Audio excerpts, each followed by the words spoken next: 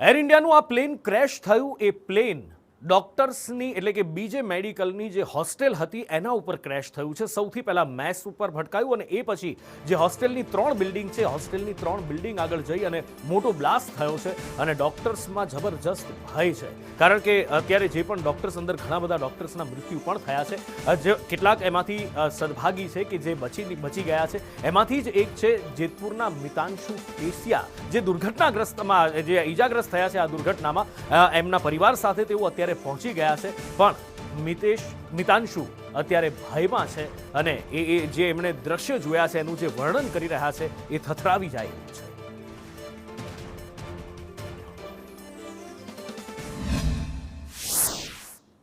કાલે કરુણ ઘટના બની।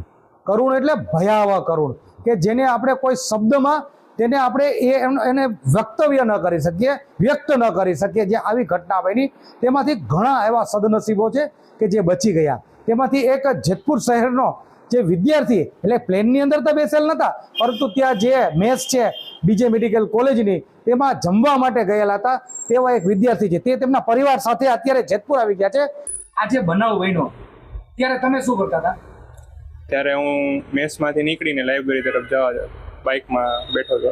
એકલા હતા? નહીં, મારી જોડે હજી એક મારો મિત્ર હતો। તો ત્યારે શું બનાવ બન્યો? ત્યારે અમે જોયું કે અમારી જમણી બાજુથી પ્લેન આમ નીચે બહુ ફ્લાય કરે છે અને મેસની બિલ્ડિંગ આરે ફટકાવા માંગે તો ફટકાણું જેવું જોયું એવું ફટકાઈ ગયું અને પછી આગળની એક બિલ્ડિંગ હતી અતુલ્યમ એની હારે ફટકાણું થઈ બ્લાસ્ટ થઈ ગયું। આ બ્લાસ્ટનો અવાજ સાંભળ્યો? હા, મેં જોયો છે। જોયો છે? કેવો અવાજ હતો? બોમ્બ નો ફાટતો હોય એ રીતના। અરાઉન્ડ 75 થી 100 જેટલું સ્ટાફ હોય છે, એમાંથી અડધાથી વધારે આપણા વિદ્યાર્થીઓ છે। એમાંથી આ જે વિદ્યાર્થીઓ છે તે વિદ્યાર્થીઓનું શું થયું છે કે કેટલા મોતને ભેગા કેટલા બચ્યા છે એવું કહી શકો? એટલે એમાં અત્યારે તમારા બેચમેટ છે ક્રિટિકલ કન્ડિશનમાં છે ને અમુક ગુજરી ગયા છે। રાકેશ દિયોરા કરીને છે ભાવનગરનો છે એ ગુજરી ગયો અને એક જયપ્રકાશ કરીને છે એ બીજા સ્ટેટનો છે એ પણ ગુજરી મારા બેચમેટ હતો અને એક 2 જુનિયર છે મારા અને અમુક આઈસીયુમાં દાખલ છે। અમે એ તરફ ગાડીમાં જતા હતા તો અમારી તરફ જ પ્લેન આવતું હતું તો અમને જેવી ખબર પડી એવી ગાડી અમે ઊભી રાખીને પાડીને અમે ભાગવા માંડ્યા। પણ બ્લાસ્ટ જ એવો હતો કે એની